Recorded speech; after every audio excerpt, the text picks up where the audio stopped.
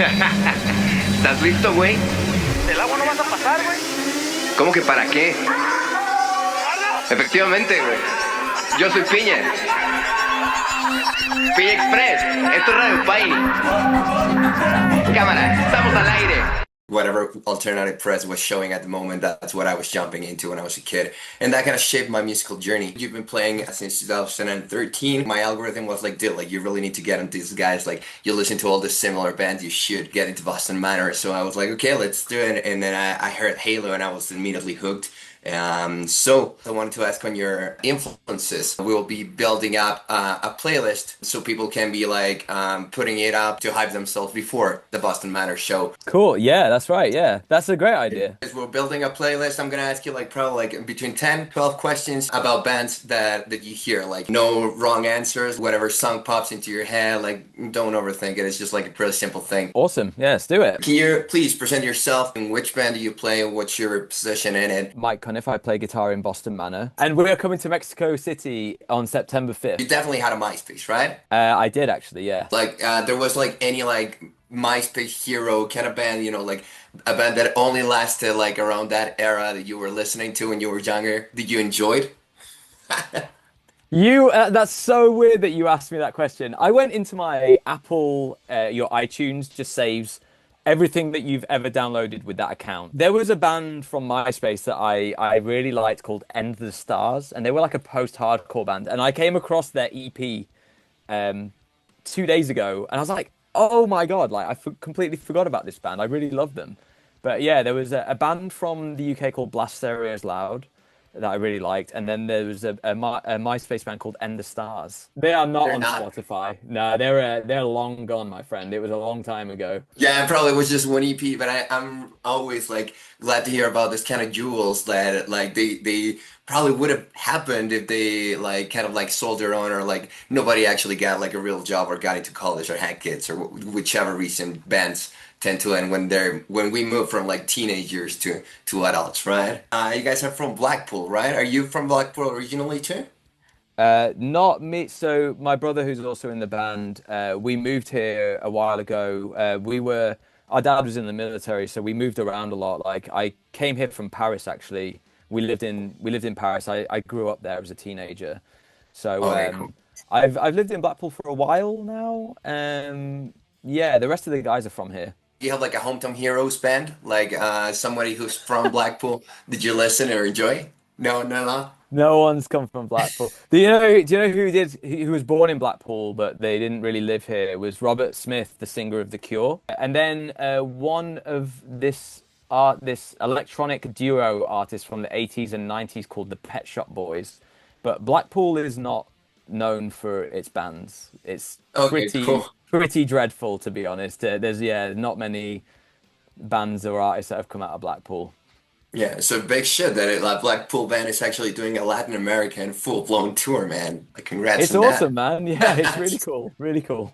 Is there a band that you've always wanted to go on tour with and you had just haven't like probably like booking calendars, like someone that's possible for you guys to go on the road but you just haven't got into? We'll probably never get a tour like this, but Deftones, honestly. Oh shit. What's your favorite Deftones song? I would say probably Change in the House of Flies. That or Digital Bath. Those two songs really like put me in a place. And it was a band that I grew up listening to as well. So me and my friends used to like listen to those albums before we'd go out to bars and stuff like that. So it really just puts me in a place in a really cool headspace. I love it. Songs can like immediately evoke those memories, right? Like they'll bring you right there to those places where you were hanging out and it's like, oh yeah, it's like time hasn't passed. Yeah.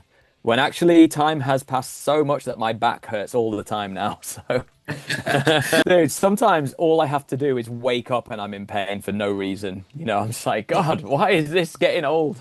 Boston Manor songs now, what would be like your favorite one for people to get hyped to? Like what's the most energetic you think that get people like fucking going? Passenger. I think we've been getting a lot of really cool reactions to that song. It was weird. It was one that when we released it as a single and for quite a while, it kind of felt a little bit awkward to play and we weren't sure if people were vibing it. But for some reason, over the past year or so, a lot of people have just been going nuts to that song. Honestly, my personal favorite, Sliding Doors, I think. Just like the mosh pits and stuff are just really fun. What would you say, like, it's the Boston Manor's saddest song?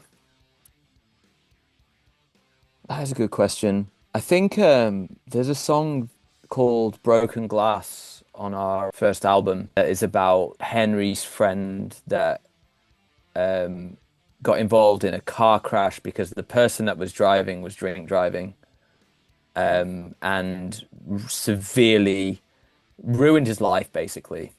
So that's kind of what that song's about. Sorry to get a little bit dark there, but yeah, I think that song made me feel so sad because I was just thinking like such a stupid mistake has not ruined this guy's life forever, but it's changed this guy's life forever, you know?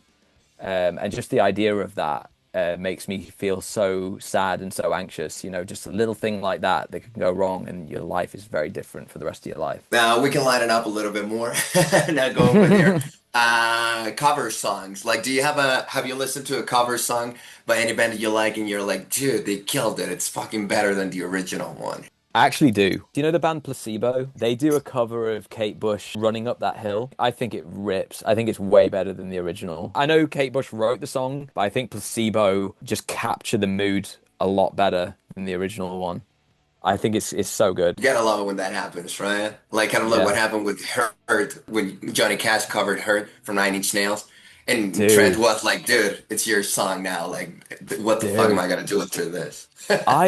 I didn't know for the longest time that it was that way around. I didn't know it was Johnny Cash covering Nine Inch Nails. I thought it was the other way around for the longest time. I didn't even know like either of those. Like the song got to me like from like a press tour. Look, Johnny Cash is now covering this band because Rick Rubin is telling him, so is he losing his mind or shit? And then you listen to the song and it's one of the most beautiful renditions I've heard. I fully agree with you, and actually, I think it's up there for me as well as better than the original kind of thing, for sure. It sounds like Johnny Cash wrote the song. And even the way he sings the word hurt gives me like the little hairs on the back of my neck stand up when I hear him sing that word in particular.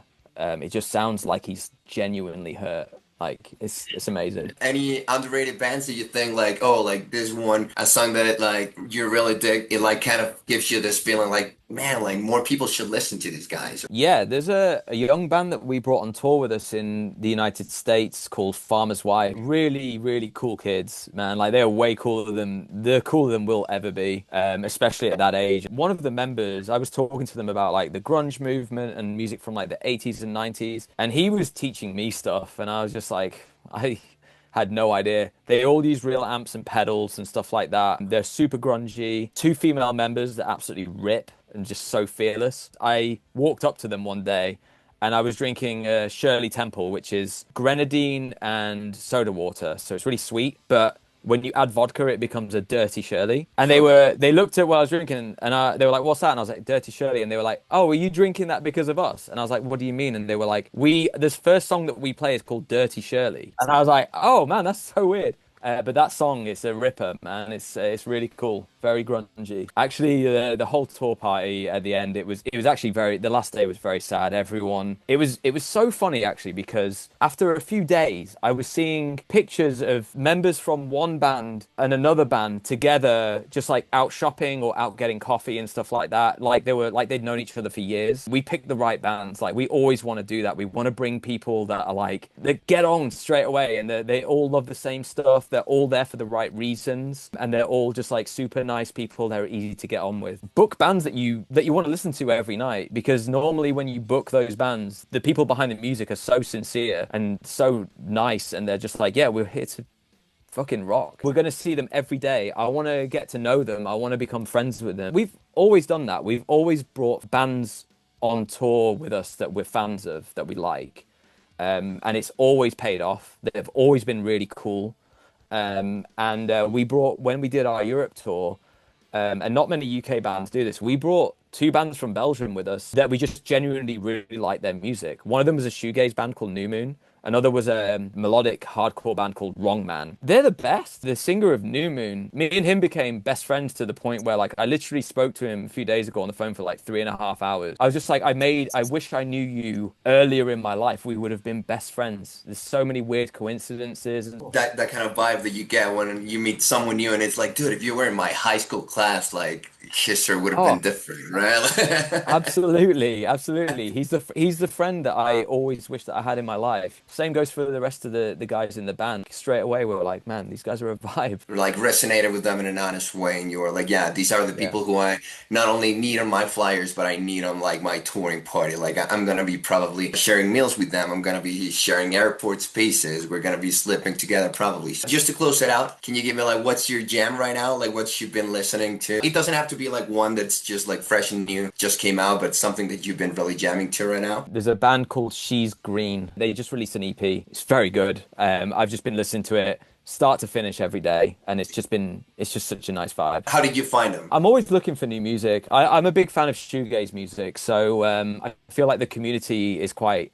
There's a lot of bands that are just like kind of linked to each other, but like yeah, just through Spotify and social media and stuff, I'm always looking for like bands in that kind of genre. I just really like it. You know, it's it when I listen to it, it makes me feel relaxed. It's just such nice music. It's such a great activity to be continuing to look out for new artists or new sounds like that. Kind of feed your own palette, right? Like when you go into the studio, when you're trying to write your own songs, your own new riffs, new melodies, all that kind of stuff. It's always good to not be droning above the same 2 or 3 records that you've always liked your whole life, right? Like new music will I, keep you fresh and new. Absolutely. And there's some like a lot of people are complaining that music's kind of a little bit dead in the water right now, but there is so many amazing new bands and artists out there, and it inspires me. It just how like young they are, and they're doing all this really cool shit straight off the bat, and it makes me want to be better. It makes me want to be like a better musician and write better songs. It's very inspiring. That's the way it should be. Just